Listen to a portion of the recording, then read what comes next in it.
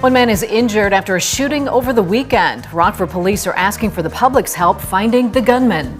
Plus, the Senate releases details on its bipartisan border policy bill. Speaker of the House says the proposal's status is still dead on arrival. And the World Health Organization expects cancer cases to rise drastically. Researchers reveal the most common types of cancer around the globe. Live from WTVO 17, this is Eyewitness News at 5. Good evening, I'm Mimi Murphy. And I'm Eric Wilson. One man is hurt after someone shot him over the weekend in Rockford. Police are asking for the public's help finding the man responsible. Around 2 in the morning on Saturday, Rockford officers were called to the area of North Main and King Street for reports of a shooting. Police say 3 people were inside a parked car when a man shot at them. The car was struck once. Another person who was walking out of a business was also shot. They're expected to be okay. Officers say the suspect was wearing a black hoodie and blue hat. If you have any information about the shooting, contact Rockford Police or Rockford Area Crime Stoppers. A Carroll Stream man is dead after he's shot and killed by police over the weekend. The department placed the 2 officers involved on leave. WGN's Julian Cruz explains what happened while family members demand body cam video.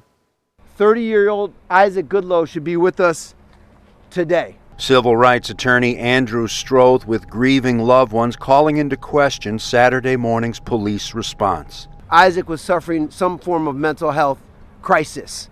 What he was calling for was help, not to be shot by the police. Stroth says Goodloe had bipolar disorder and overcame other health challenges as a youth to become a loving uncle and valued family member, his loved ones say. He loved all our kids, me and my sister kids, and he just was a great person. The family seeking justice, their attorney demanding access to police body cam footage of the deadly encounter. We haven't seen the video.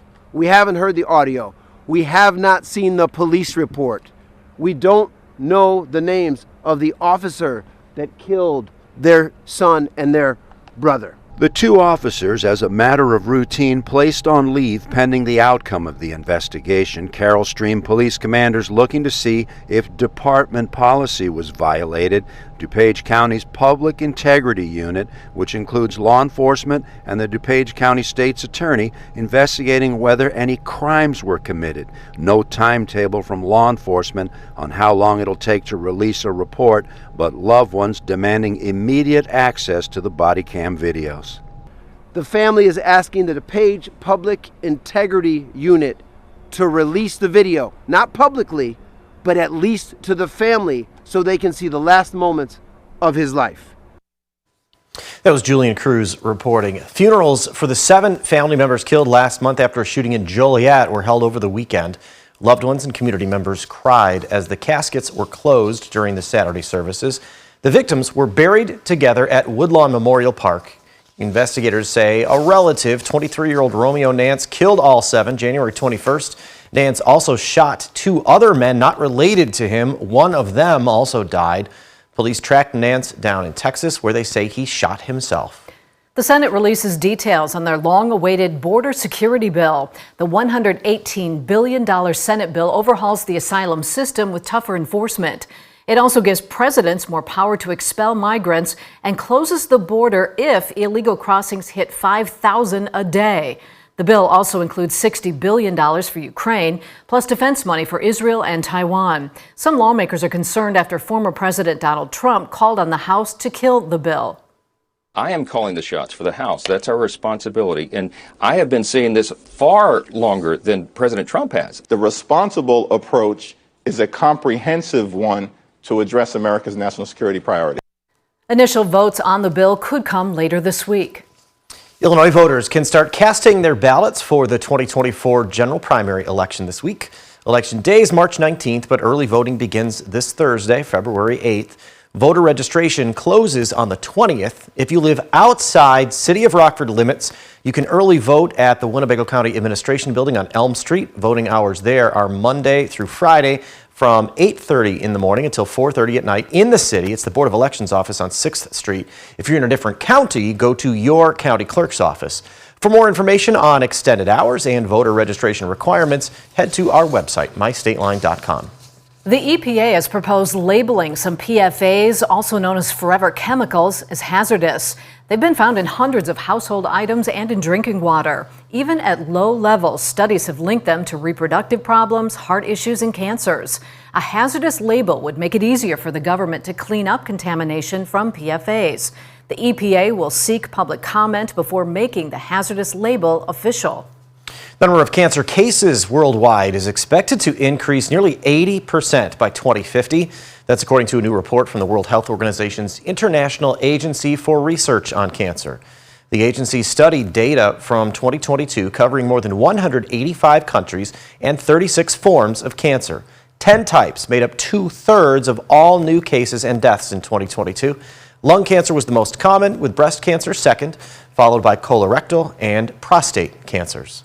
Americans are holding more credit card debt than ever. The FDIC says Americans held more than $1 trillion on their credit cards in the third quarter last year. That record could get beaten when fourth quarter numbers come in next month. More people are delinquent on bills, and an increasing number of loans may never be paid off. It will likely be months before we see interest rates go down. The recent reintroduction of student loan payments is also expected to make debt worse. Boeing faces new problems with its 737 jets. The company that supplied the fuselage discovered 2 holes were not drilled correctly. This will delay the delivery of 50 planes. Boeing says this is not an immediate safety issue and all 737s can continue operating safely. Alaska Airlines and United have returned some of their 737 MAX 9 planes to service. A month ago, a door plug came off during a flight. The plane safely made an emergency landing.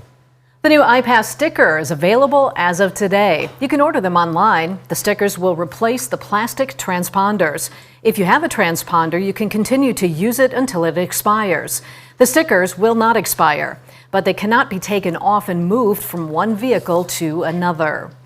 The federal government says it's only just begun to strike back at militant groups in the Middle East. Up next, U.S. diplomats say the retaliation is meant to send a message to one country in particular.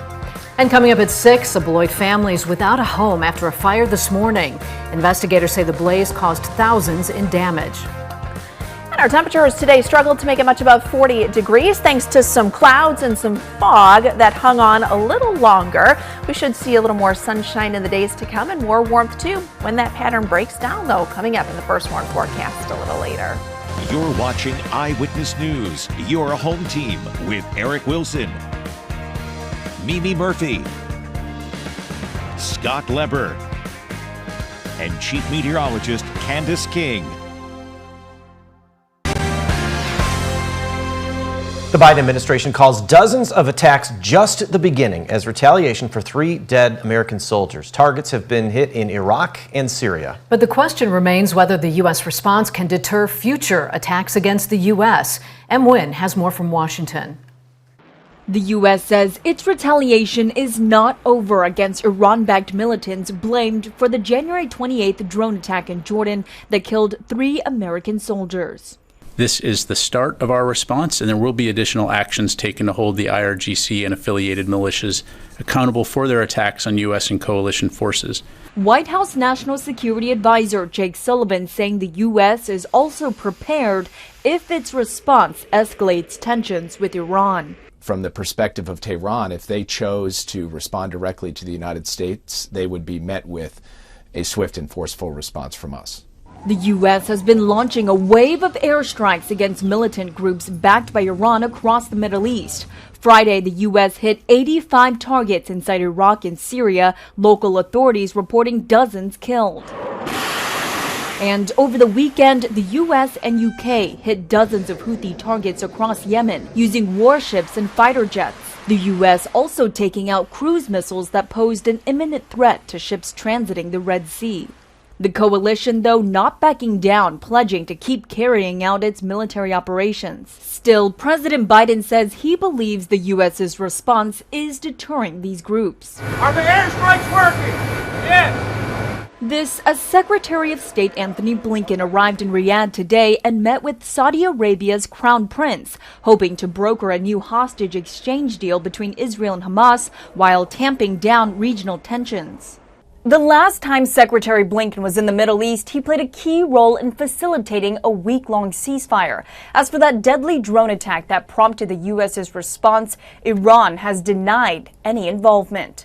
M. Wynn, ABC News, Washington. Well, here at home, we've seen some record-breaking warmth over the past couple days. After the break, Candace tells us if that trend continues this week and whether there might be rain in our future.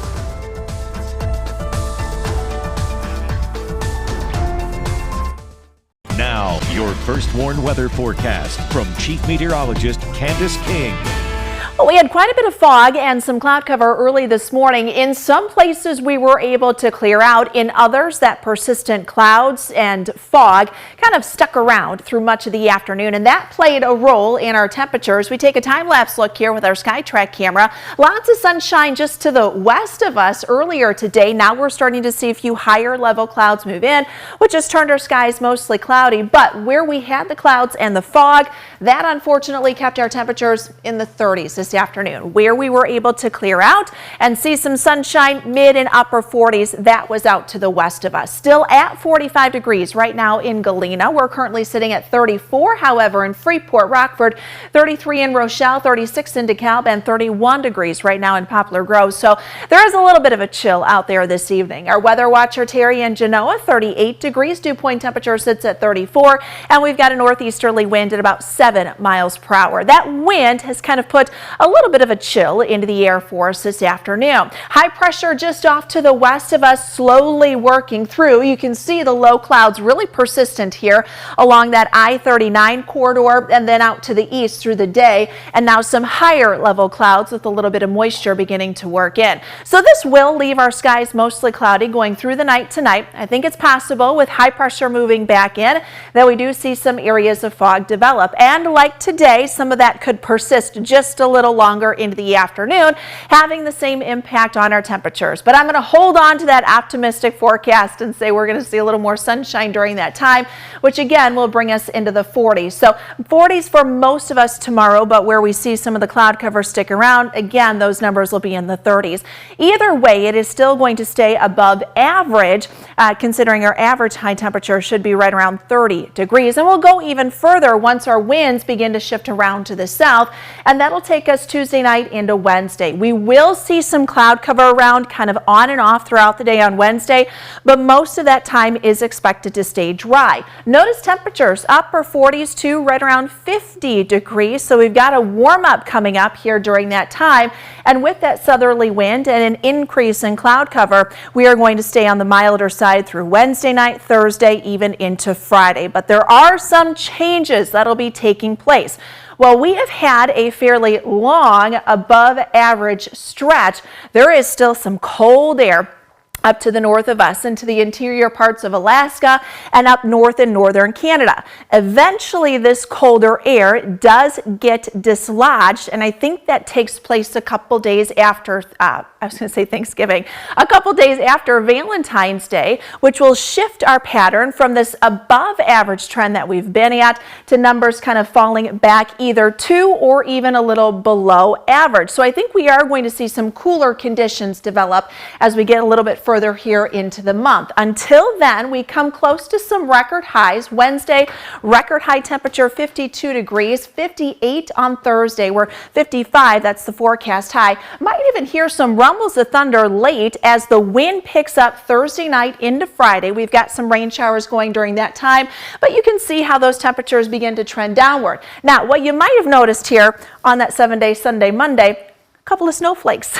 possible. Yeah, we're trying to kind of like, if you don't look at it, you don't see it, right, it's not going to happen, right? It's one of those things you look really fast and then you don't see it. I mean, so that's part of that pattern change, kind of as a series of cold fronts come in. If we get a low pressure system moving through, we may see a little mix Sunday night into Monday. Well, it's been relatively quiet. It's only February. Exactly. Right. Thanks, Candace. Scott's in next with sports.